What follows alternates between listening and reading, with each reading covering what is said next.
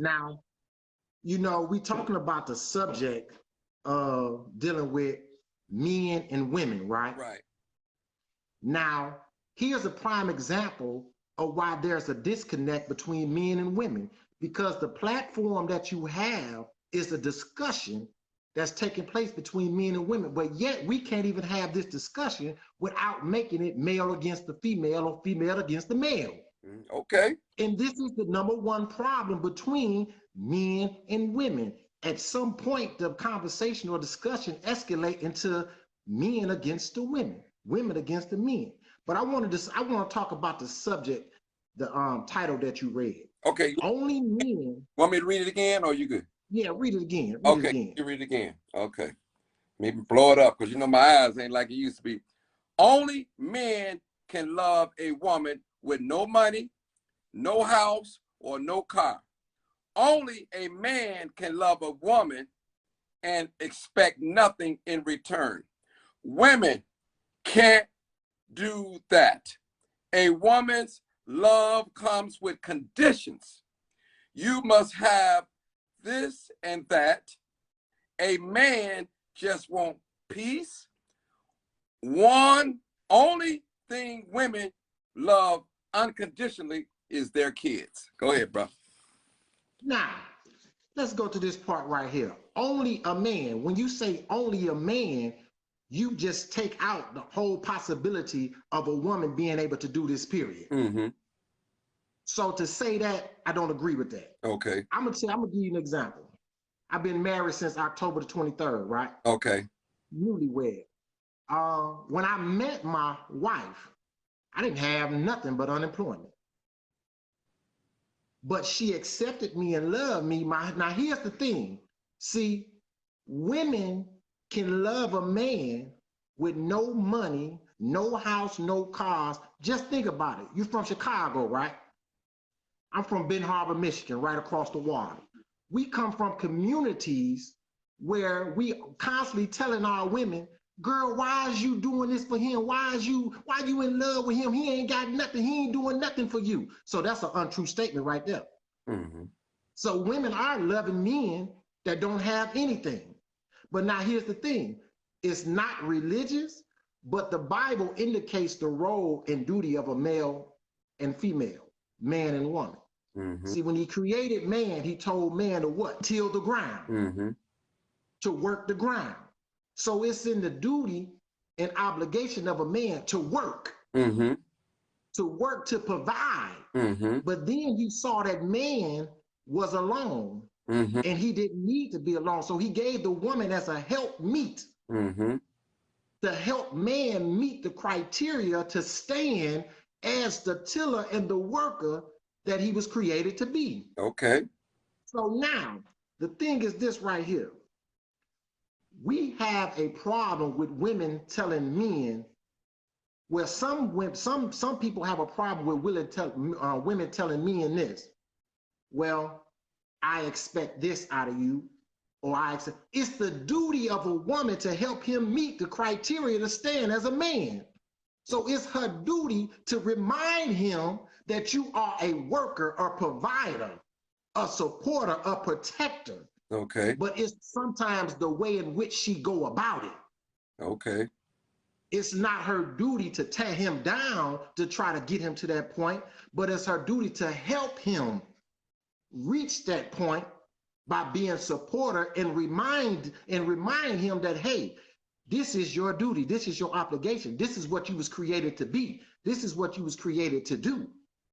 And see, most women, it was something that was said about, you was having a conversation earlier about women who have nice jobs and money and houses, and someone says something because they won't stand for anything. Mm-hmm. Well, let's just look at this. They won't stand for anything, right? So if it's in your nature to help man reach the criteria to stand as a man or stand as the creation that God created him to be, then this lets me know right here that it's your job and your duty when you see man in a fallen state to help him rise back up and stand up. Mm. So for you to say you don't stand or you won't accept anything, then that's why you see all these women out here with these good jobs and good money and houses, and they walking their dogs, and they got more love and compassion for their dogs than you do men. Mm. Because there are a lot of brothers out here who have what it takes, but just need that help me. And one sister said, I believe it's somebody that just said, just got off, it said something about, it's all about the type of woman that you get. Jesus. See, we are people of energy. And see, there are a lot of energies that women have, feminine energy and masculine energy. See, it's the nature of a man is masculine. The nature of a woman is feminine. See, everything in creation was made in duality. If we take a plug and plug it into the socket, well, the socket on the wall is called the female. Mm-hmm. And the plug is called the male. So everything in creation has a male and a female. It's in our nature to become one, together as one, as a unified force, to produce a reality that's conducive to the productivity of both of us. But you have, now let's look at this independence thing, right? Okay. Okay. Women say, well, I'm independent. And I heard you tell a sister to be careful by using that word. See, that word has been used to keep us separated. Because true independence is when a man and woman realize that their dependence is on each other to become one with each other to produce a reality where they both can grow. There's no such thing as an independent woman or independent man, because in the reality of it all, in independence, only one that's truly independent is God. Mm-hmm. That's the true independence. But when you look at the male and the female, their independence is produced by the dependence of one another. Mm-hmm. And this is, I'm only 45 years old, brother. I don't claim to know it all, but I have life experiences. Brother, I might have to take off the collection plate because, brother, you've been preaching here, bro. You see, I'm back pitching. I got a song to play after this, so I'm telling you, boy, brother, you dropped some truths, biblical truths. Yes, sir. I mean, yes, sir. But this, brother, I'm like, I just want to share this. Go ahead. I just want to share this with you. Go ahead. When I met my wife, I ain't have nothing but unemployment, right? But she explained to me what it was that she was expecting out of me and out of the relationship. Woo! See, that's what I'm talking about. So in that right there, she gave me a criteria to meet. Mm-hmm. It's almost like when a pastor tells you can come into church as you are, but you can't stay that way. Yes, sir. Yes, sir. So you ain't got nothing right now, but you can't stay this way. Mm-hmm. A man should be a provider, so you need a job. A man should be a protector, so you have to be man enough to protect me in every aspect of my existence, whether it's financial, mental, spiritual, emotional. Yeah, brother. Say it. You see what I'm saying? So when she gave me that, me being the person and man that I am, I accepted that. And so I worked towards becoming or reaching that criteria. But it wasn't by her downing me. It wasn't by her talking down on me and putting me down and making me feel like I'm less than a man. Mm-hmm. It was her just coming to me as a woman and saying, look, this is what I want. This is what I need, or this is what we need in order for us to have a relationship. And we got married. Woo! We met March the 8th, and we got married October the 23rd. Man, listen. I got a job. I'm paying bills. I'm doing everything that I'm supposed to do. And see, the sister said one thing. She said, "What do you mean, let a man be a man?" And she said, if a man is a man, he gonna come in sniffing, knowing what needs to be done. That's true. That's only if he has been taught how to be a man. Mm. See, it's a lot of boys out there that need to be taught how to be men. And oftentimes, and well, not oftentimes, but the person to do it is the man. See, we got to get out of this habit of thinking that as women, they can teach us how to be men. See, there was a time where single parents, single women, single parent household that was run by the woman would make sure that the male child was around. They took him to the barbershop. They took him around men in order for them to have an idea or order to see the prototype of what a man's supposed to be. But you have a lot of women out here now, and now look, this is nothing against our women, but you have a lot of women out here now that won't even take the time out to make sure that their male child is put in an environment where he can emulate other men or see other men. Preach. So they keep the male child, and this is why a lot of the male child grow up soft and childish with no idea of what responsibility and duty and obligation is. They walk around and they imitate their sisters, they imitate their mothers, their aunties. You see what I'm saying? Because, see, let me tell you something, right? Just like a man has to be taught how to be a man, right? Right. Well, a male has to be shown and taught how to be masculine. Period. There's not a male or a female that is born with the conceived notion of what masculinity and femininity is. They're taught these things, and they are taught these things by looking at the example. If it's a female, she looks at the example of other women. If it's a male, he looks at the example of other men. They learn how to walk like a man. They learn how to talk like a man. They learn how to carry themselves like a man. She learns how to walk like a woman. She learns how to talk like a woman. She learns how to carry herself like a woman. You see what I'm saying? So femininity and masculinity is something that is taught. And the Bible said to raise up a child in his or her own way. See, his way is masculinity. Her way is femininity in his or her own way. So when they grow old, they will not grow astray. Because we can't deny the fact that there's a masculine force and a feminine force that exists in the universe.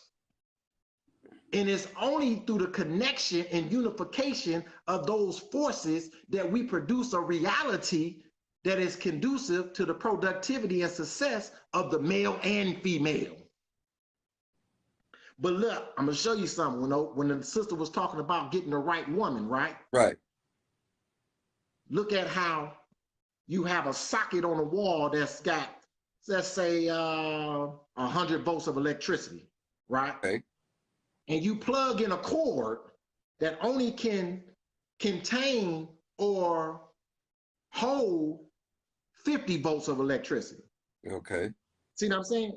So what happens? That cord would melt and it will spark, and it may even start a fire. So it's all about being able to meet the right person to bring out the right things in each individual. See, we want to be compatible financially. We want to be compatible in the bed sexually. But none of us really consider the idea of being compatible spiritually, mentally. You see what I'm saying? See, because we are three-dimension people: physical, mental, and spiritual. So we have to be compatible in all those areas. But the number one thing that causes us to miss out on knowing the compatibility of one another is the failure to properly communicate in the beginning of the first initiation of our encounter. See, oftentimes we live in a society where men and women are attracted to one another, and through that attraction, they focus on what it is that attracted them. So no communication takes place. Mm-hmm. So in the process of that no communication, they end up evolving into a relationship. Mm-hmm. So now you find out things that you don't like about her. You find out things that you don't like about him. Preach, sir. Well, if you'd have took the time out to communicate in the beginning of y'all interaction or encounter with one another, then you might have realized, no, this ain't the one. Yeah, I like her. She fine. She's sexy. She got a nice behind. She pretty as hell. But yeah, I can't deal with this. Mm-hmm. See, and then we end up having children Uh-oh. by these individuals. And then after the child is born, we end up seeing sides of one another that we don't want to deal with. So now we have children born in a relationship where the father and mother don't see eye to eye, and oftentimes it's the father who's separated from the household and not the mother. And somebody made a comment when they said that if Black men would stop leaving the house or the homes, then maybe they can learn how to love. Well, hold up. Let's not forget now that there are systems in place to keep the Black man out the home. Now, no, every sister, every Black woman is not on welfare or whatever, but every Black woman that's a part of some type of government program, the stipulation is that the male cannot be in the house. Preach, sir. And because of that, we live in a society where she's so focused on getting this assistance that she was sneaking in, but ultimately she knows she has the power to kick him out at any given moment. So when you have a condition where the sister and the brother is conditioned for him not to be there, then how do you expect him to be there? You can't expect him to be there when you're trained and conditioned for him not to be there. That don't make sense. That don't make sense at all. And yeah, there was a point that was made. Sisters want men like the 60s. And the brother said, well, if you want a man like the 60s, then you got to be a woman like the 60s. And the other sister, to coincide with that, the other one sister said, when she talked about the feminist movement, right? Right. I don't believe that no Black woman should ever be a part of a feminist movement. Me too, brother. I agree with that. Period. Because for one, it's not a movement that's conducive to her being herself. It's a movement conducive to women who have came together out of anger with the idea we don't need no man.